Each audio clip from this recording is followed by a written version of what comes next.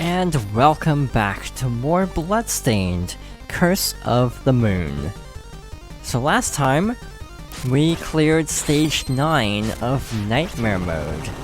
And this time, we are heading back to stage 8, now titled Cleave the Moon, instead of Curse the Moon, because we are playing as Zangetsu by himself. So, there are two ways to approach a Zangetsu-only playthrough of varying difficulty. Either way, Zangetsu by himself is one of the hardest ways you can play Curse of the Moon, so I would recommend saving this for last. By not recruiting any allies and just leaving, you can leave everyone alive. And that gets you a different ending, actually. To get the bad ending of the game, as it's called, you actually have to kill all of the other allies instead of recruiting them. Simply attack them instead of talking to them, and then you also gain a new power. So, by killing Miriam, you get an overhead swing, by killing Alfred, you get a double jump, and by killing Jeeble, you get a short dash move. Still doesn't change the fact that this is, like, still very difficult. You might notice on this playthrough I only have 4 lives. There's a reason for that, because this is no picnic, even with these extra moves. This double jump is nice, though it reminds me of Maria Renard in Rondo of Blood, because you can basically change directions, which is nice. Considering Castlevania has such stiff jumping, it's nice to have a little bit of leeway with landing on a platform. Also, another downside of Zangetsu only is you have fewer power-ups, actually. You might notice our weapon score is only at 20, because you can't pick up any extensions for it, because they're all locked behind places that you need the other characters to reach. We also have very little health, because, yet again, we need the other characters to get most of the health extensions. With some of the other power-ups, like the double jump, you can get what's the word I'm looking for? You can get the gauntlet, and also you can get the armor in stages 6 and 7 respectively, so you're not completely unequipped, but you do have very few extra powers compared to in normal mode with all characters. It's a nice little balance, actually. It's a nice way to keep you from being overpowered, I guess. I say that now. That'll make sense later. This platforming section is rough, with Miriam, and with Zangetsu it's even scarier. I might die here, because I kind of flubbed a jump here and there. I actually made it.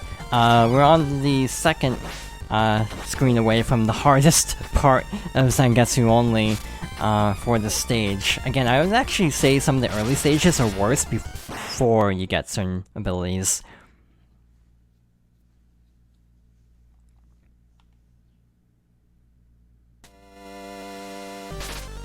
Wow, they put us all the way back here. As I was saying, oh hey, that extra life, I think it respawned. That's actually really generous of the game. So, what was I saying? Basically, that some of the earlier levels I actually find worse, because you don't have all the abilities. Like, the double jump alone makes some of the later stages a little bit easier. Like, I don't even think stage 5 was that bad with Zangetsu by himself. Stage 6 and 7 are bad, with any combination, I would say. So, it's only exacerbated when you play Zangetsu by himself, when you have 3 fewer health bars to swap over to.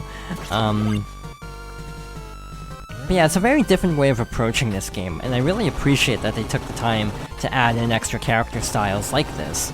If I'm not mistaken, again, the game isn't actually out yet at the time of recording this, apparently all of these abilities will also be unlockable in Curse of the Moon 2. I'm not sure how they're going to be unlocked, if there's going to be like a different gimmick to unlocking them. I kind of hope there is, but we'll see. Again, like tomorrow, probably reviews will be out. Either way, we have the Frog Room. With, a full party, we just kind of flew through everything, literally. Here, we have a lot to worry about.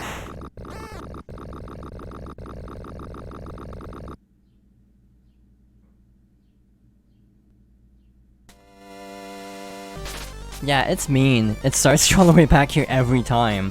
So you have to do this every time you want to get back to that really difficult spot. I'm not sure if I'm even going to be able to clear this. At some point, I might just have to, give up. And then just show what you unlock elsewhere. Because I am, like, legitimately not sure if I can actually do this. I did, like, an off-screen attempt, and I got there relatively easy. I guess that's the case of the old Let's Play curse, as they call it. But yeah, and if this looks rough, try doing this with, without all the Zangetsu's, bonus moves. It's even worse, because I'm pretty sure you can't get the, one of the extra power-ups. Like, I'm pretty sure it requires a double jump to jump down very carefully to grab the gauntlet. Thus, you're doing less damage on normal mode. Also, you can't even get the armor upgrade, because it's locked behind, a high ledge, so you actually can't get that either. So yeah, it's just brutal trying to do a no power-up Zangetsu run. I'm not even willing to attempt it, to be honest. I consider myself relatively okay at this game, and I don't even want to go there. Okay, that was a waste, but oh well, we made it. Alright, so here's the fun part. We don't have Jeeble as a backup if we accidentally fall here, so we have to be very careful to actually, jump at the right time. We have a double jump as a backup, but if you don't make the first jump, you ain't making the second jump. There we go. Alright, so, so far, so good. Got an extra life. I actually want the whip for this, specifically for the second phase, so let's fight Gremory once more.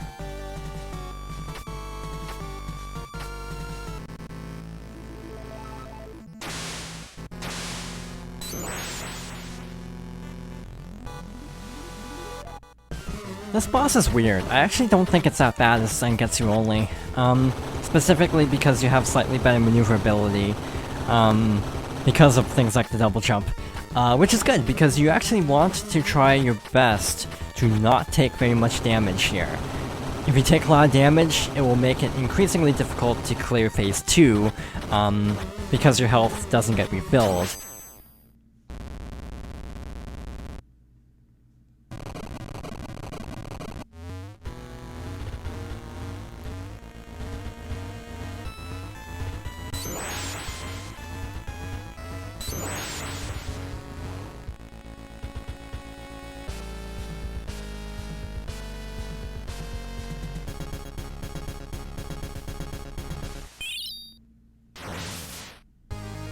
Alright, so Phase 2 is gonna be interesting. Try to break as many of these little moves as you can if you're low on weapon points. Otherwise, I would say probably ignore them and just try to dodge to the best of your ability. You can use the double jump and the sub-weapon to do some damage. It's not a lot, but it's something. There is an additional attack in the Zangetsu-only version of this fight. Remember that, because you can actually, lose, because I'm pretty sure they add in a desperation attack if you miss a prompt, to finish the fight. Okay, I think that was different that time. I thought they didn't go all at once first time. Yeah, try to break as many as you can, to give yourself some leeway to move around. I haven't done this version of the fight in a while. It starts out pretty much the same, but it does change later on, and I'm honestly not playing well, so I'm a little concerned, because again, I'm just very rusty at this, clearly. This might take a few tries, and the unfortunate part is you have to go through the first phase every time you want to get to the second phase, which is something I'm not thrilled by. From a game design standpoint, I wish they'd started you at Phase 2, but maybe that would make it too easy, because as far as final bosses go, this really isn't that bad. There are a couple attacks that are scary, obviously, but for the most part, it's not too bad. It is if you constantly miss jumps, though, like that, and also miss attacks. I would say the laser attack, like the blue laser attack, is one of the worst. I'm not sure if we saw that, actually. Or if that was in the practice one that I died to that. So yeah, just gotta try to take out as many of those as we can. She's not doing the really difficult to dodge attack, which I'm very grateful for. So yeah, after the second set of spears, move out of the way, break the lance. Okay, attacking the other way this time. Not bad. Okay, here it is. So kind of standard center, wait for the lasers to move up and then jump, and then get out of the way of the moon falling. That's really hard to avoid, so I'm not surprised I got hit by that. I'm doing okay for health. Not optimal, mind you, like not where I would like to be, but I'm not doing horrible for health, which I'm happy about. But yeah, the ones that are going to attack you start spinning faster for the purple moons, or pink moons. I'm kind of in danger range here, so I need to start being a little bit more careful than I am. I say as I go for that, and then try to quickly jump over to get another hit in. So yeah, so much for careful, right? Here we go again. I think the lasers like go up twice? Once. Okay, that's not great. Yeah, the next hit will probably kill us, so we need to be very much on guard. Okay, yellow moons, that's not great, but I can work with it. Again, just try to attack in midair as much as you can. The overhead swing is great. It definitely makes things a little bit less difficult than Zangetsu's default overhead attack, or aerial attack, I mean. And again, you want to grab the extra magic. There we go. So we have to charge up by holding the attack button, and...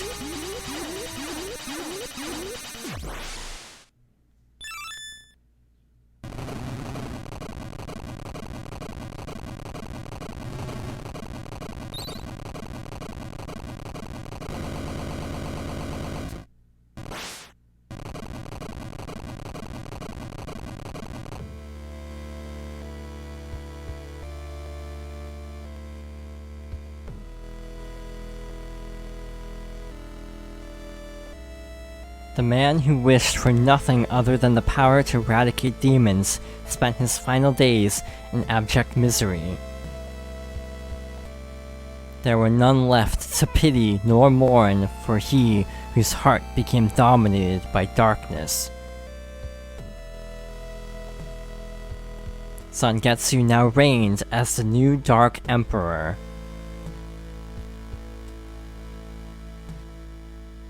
A long, horrible night descended upon the land.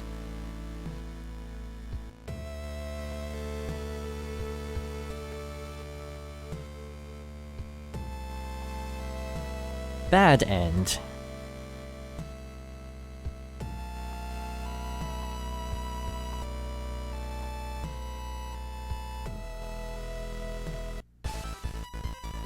Alright, so, I said you had to hold the attack button there. I don't think I was actually holding it.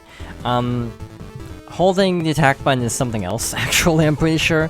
I was just kind of button mashing Y to get the extra hit in, because I'm pretty sure if you miss the timing on the finisher there, I'm pretty sure you die. So, yeah, be on guard even after you finish the boss, that you still have one more thing to do. Again, to be honest, I'm actually not sure what you're supposed to do, because again, I was just kind of mashing Y because holding down the button wasn't doing anything. So yeah, I started just kind of pushing Y just to be safe, and it eventually worked. So overall, Zangetsu only for the bad ending is... It's kind of justified as a bad ending. It gave me a little bit of Undertale vibes, where like the hardest route is the canonical bad ending. But we do unlock something by clearing, this route. Unlike the other Zangetsu only route, which you just get a normal ending for, thus I've never felt the need to go after all the normal endings, actually. Again, as a reminder, those are for various combinations of leaving certain characters alive, recruiting some, not recruiting some.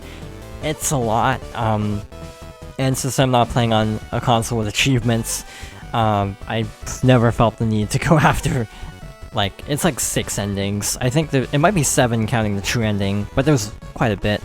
Either way, that is the third of the main endings, at least the ones that, unlock things. And once again, thank you for playing.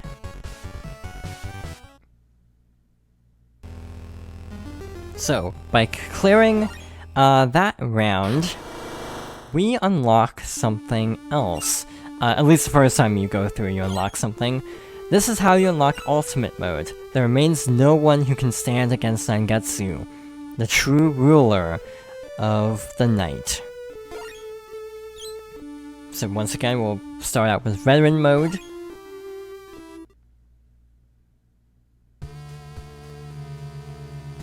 By the way, openings can be skipped by holding down Confirm, in case you didn't want to read all this again.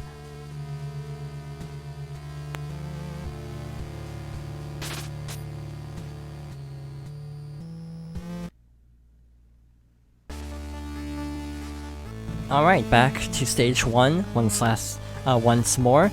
The difference with Ultimate Mode is bosses default to their Nightmare Mode variants, and as a result you have a bonus fight with Gremory, in a tougher form.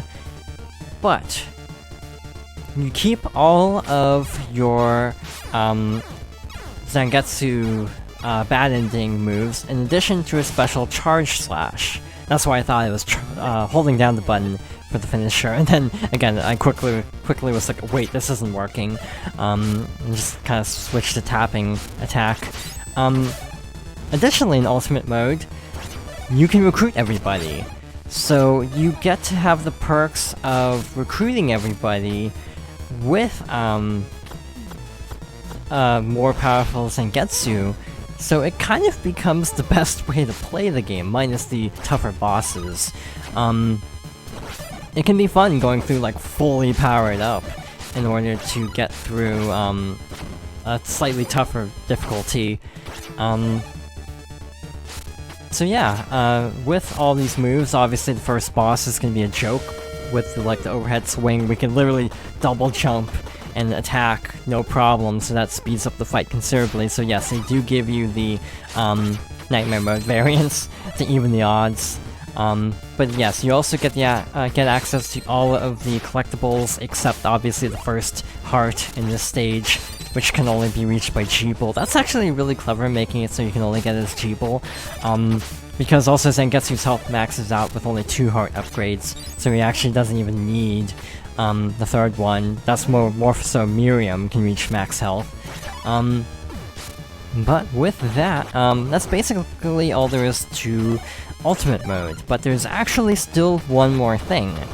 If I'm not mistaken, endings don't change in Ultimate Mode. It's just basically designed as almost like a New Game Plus. But by clearing Ultimate Mode, you unlock a boss rush.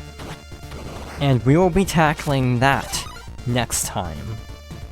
So, thank you for watching, and I hope you'll join me next time for more Bloodstained, Ritual of the Night.